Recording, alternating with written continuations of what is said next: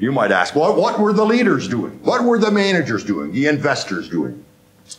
Well, in two of the innovations, the one was the cochlear implant, the other one was the therapeutic apheresis program, both biomedical devices.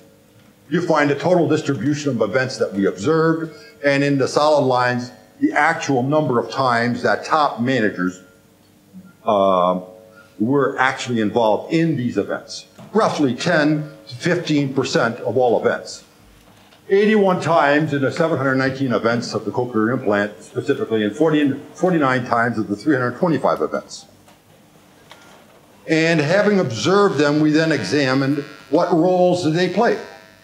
And by doing so, we identified at least 4 different roles that these leaders were performing.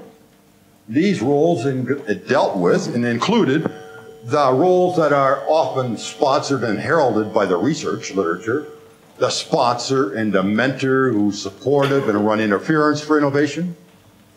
The institutional leader isn't talked about very much in the literature, but the person who sets the standards, who sets the structure, who settles the disputes. The entrepreneur, we know, as that group of individuals who are actually managing a unit, going full blast, advocating further resources. And then another role that is the critic role. Not the cynic, the critic. The critic who challenges investments in goals and progress. And these different roles, we saw them being played and shifted between certain individuals.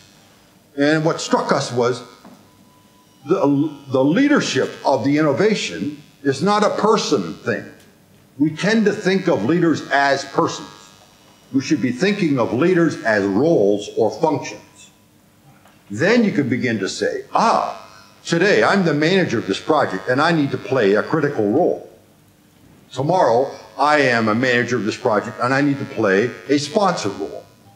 When we began to see that, we began to observe that